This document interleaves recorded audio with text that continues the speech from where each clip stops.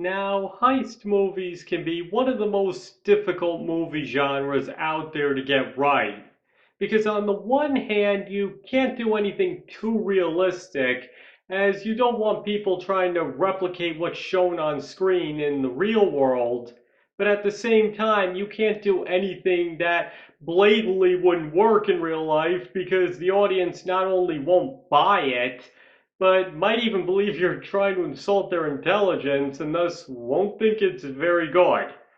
So, what most movies of this type will do as a result is introduce an element to the plot that doesn't exist in the real world but could theoretically exist, thus making it impossible for what's shown on screen to be replicated by thieves, while at the same time making the whole thing believable enough to the general audience.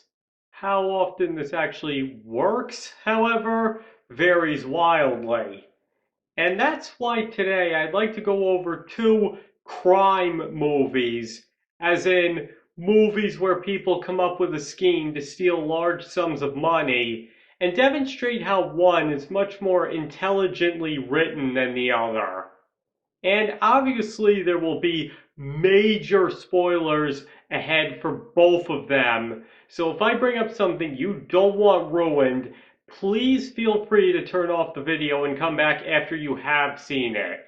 This will be your one and only warning. Okay, so the first movie I want to cover here is Ocean's 8. Now, before somebody runs to the comments to say it, no. The reason I'm talking about this movie has nothing to do with the fact that it has an all-female cast. It was just the best example I could think of for what I'm trying to demonstrate in this video. In fact, the only reason I watched it in the first place is because it had an all-female cast.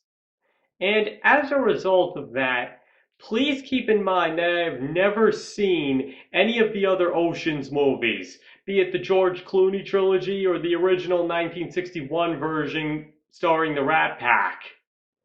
I don't think that should impact anything I'm saying in this video, but I just want all of you to keep that in mind. Alright, so now that all of that is out of the way, Ocean's 8 does most definitely succeed on the criminals not being able to duplicate their plan and be able to get away with it side of things. But at the same time, it could also leave many wondering why Sandra Bullock's whole team is not in jail. I mean, she brags to Cate Blanchett's character about how her scheme is so completely foolproof and how she spent months planning the whole thing out to get it to that point. But the thing is, when you really stop and think it through, there's more holes in her plan than Swiss cheese. There are so many places where the whole thing could have gone completely wrong and fallen apart. And if somebody like me, just an average guy with an obsession with movies, can point out at least 10 of them, then there's a problem with the script. Now, if you don't believe me, I can give you just one example of that. What if she hadn't made it to the bathroom?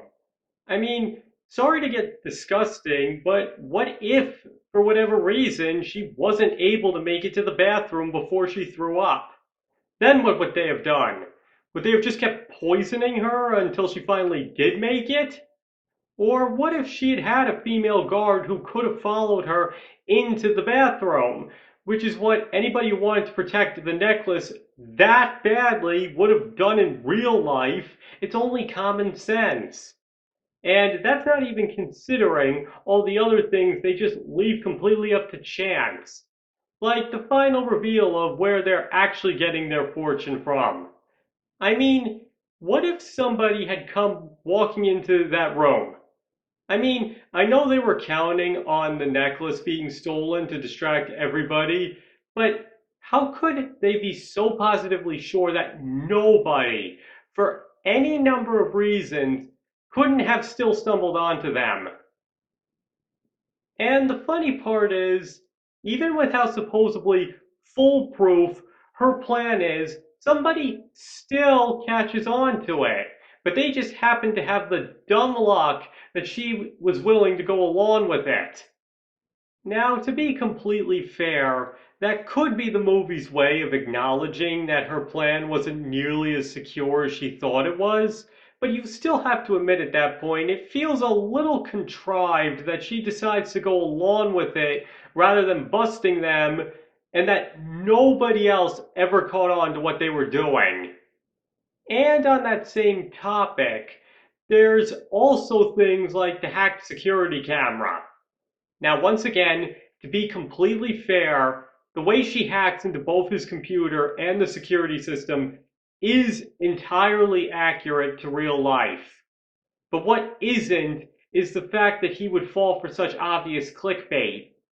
And given the fact that he's been hired as a security for such an important and high class establishment, one would think that he would be a lot more aware and on the lookout for things exactly like that. And that's also not taking into account that even if he did fall for it, him or any number of other people could have easily found the blind spot they'd created and either fixed it or realized they were hacked, thus raising suspicion that something might happen. So, to put it simply, their plan in the movie leaves way too much up to chance, making it impossible to duplicate, but at the same time making it look like a miracle that it actually worked, and them like idiots for even attempting it. And again, if you want to sell particularly Sandra Bullock and Cate Blanchett as being super smart criminals who plan out every last detail, then that's obviously not how to do it. Because I'm sorry, but there were just way too many places where it could have all gone wrong, and I only just listed a couple of them. And on that same topic, I also feel that Bullock didn't really play the ideal main character either. Because sure, she is a criminal, but she comes across as way too shameless and smug to really be likable or somebody you can at least root for. I mean, I do know that's a very subjective opinion, but if a large portion of people watching the movie are apt to feel that way, then that's a problem.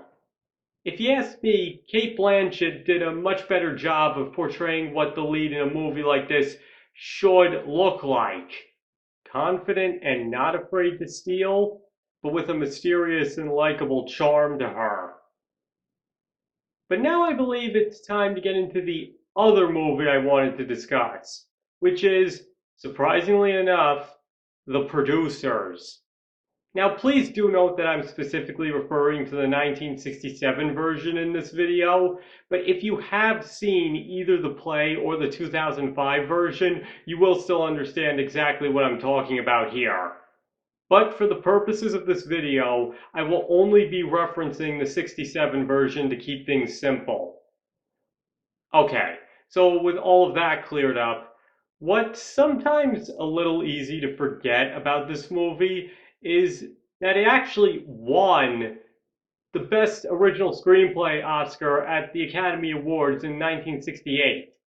That's right, it wasn't just nominated, it won.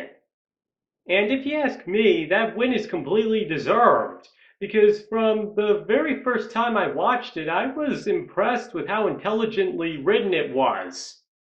Now, setting aside any and all controversies this movie has, the scheme cooked up by Leo and Max is entirely plausible and could easily have worked in real life, especially at the time the movie was made.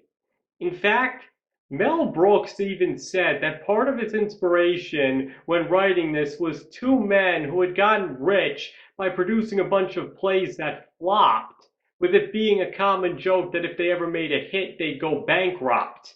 Now, I don't know if the scheme presented in the movie is exactly the same one that those two people used, but the point either way is that it still could have worked. And to that, you might say, okay, but you just said Mel Brooks was able to base the movie on real life. Most other criminal writers aren't able to do that. They're not that lucky. And that is entirely true. However, it's not the plan in and of itself that makes the movie so impressive. It's how it fails. Towards the end of the movie, after their play becomes a tremendous success instead of the huge flop it was supposed to, Max says the iconic line, "How could this happen? I was so careful. I picked the wrong play, the wrong director, the wrong cast. Where did I go right?" And the impressive part about that question is many people who've worked in the theater industry have been able to explain exactly where he went right. Basically, he was careful. He was too careful. He definitely picked the wrong play, all right. And he did pick the wrong director, though he didn't pick the most wrong director he could have. Because he may have a very campy and unappealing style, but he is still a dedicated member of the arts who wants to see his show be a success. So if Max had really wanted to ensure his play would have flopped, he should have gotten a director that's just looking for a paycheck, was difficult to work with, or legitimately had no idea how to direct a play. Because again, just because he had bad taste doesn't mean he was necessarily bad at just plain old directing. And where he really went right was with the cast, because their goal was to offend people so it would close within that same week, and therefore should have cast an actor that was trying to play the role as seriously as possible, perhaps even trying to give the performance of his life, which would have made it extremely offensive. Instead, they cast a spaced out hippie in the lead, and the result is that he makes the character look like a mockery, which is something the audience will naturally like, instead of making him look like the great gallant hero the play's script presents him as. And when you combine all of these elements together, the offensive script with the campy style and the lead accidentally made out to be a doofus, and it becomes a scathing satire of one of the most hated groups in history instead of the completely sincere and dead serious tribute it was written as. That's where he went right. Because, again, what makes it impressive is that their scheme could have worked if they had just adapted the script with an absentee director and a lead actor giving 110% and playing the role completely straight. Their play wouldn't have lasted 24 hours, and they would have made off with hundreds of thousands of dollars. So what I'm getting at here is, if a crime movie ends with the criminals getting caught, that's usually the easiest part to write, because it's so simple to just introduce something they didn't count on to make their whole plan fall apart. And what makes the producers different is that not only could their plan have actually worked, even in real life, but people with knowledge of the theater can easily see where they had gone wrong, or right in this case, and explain what tweaks they should have made in order to get away with it. And that's what makes it so impressive, because it shows that Mel Brooks did his research when writing this, and that the whole script was extremely well thought out. And at the same time, it would be next to impossible to replicate, if for the sole reason that most people don't have the resources to put on a Broadway level play, but also because in this day and age, both with advancing technology and with how popular the movie's story has become, people will be caught trying to employ such embezzling schemes. So unless you have a time machine handy, it would be impossible to apply what you've seen in this movie to get rich and not get caught, even if you did everything wrong. So basically, Ocean's 8 and the producers provide the perfect contrast on how crime movies should be written. because one's plan isn't very well thought out when examined, which keeps people from trying it in real life, but also makes the characters lose credibility, and for the audience to be quick to point out these problems, and thus leaves them not overly impressed. The producers, on the other hand, shows how an extremely intelligently written crime movie can be written without people being able to replicate it, both by carefully thinking out every step and considering how it could most realistically go right or wrong, and by making it so complex or just believable enough to make the audience buy it without any real criminal trying to mimic it.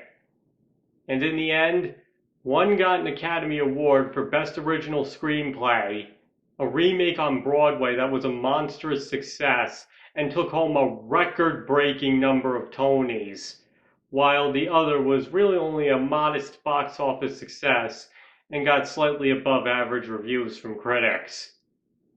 Now listen, I'm not trying to say that Ocean's 8 is a horribly written movie or anything like that. All I'm saying is that their plan could have been better thought out by the writers without it getting too realistic. But I will still be the first to say that there are plenty of other heist movies out there that are much worse, and that it is still a comparatively good movie when all things are considered.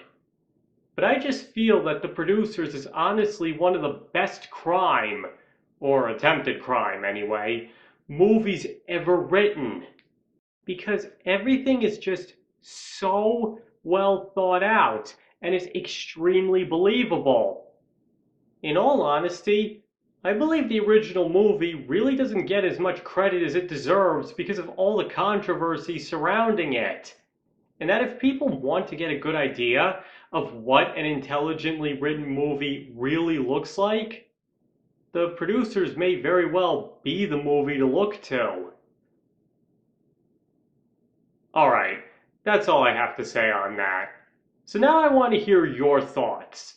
Do you believe that The Producers is the perfect example of how to write a crime movie, or do you think I'm giving it way too much credit? And by that same token, do you think I'm being too hard on Ocean's 8? Please feel free to discuss in the comments below. And as always, you don't have to agree with me on this video. You can feel however you want about both movies I was discussing here. And thank you all for watching. I really appreciate it, and I hope to see you all next time.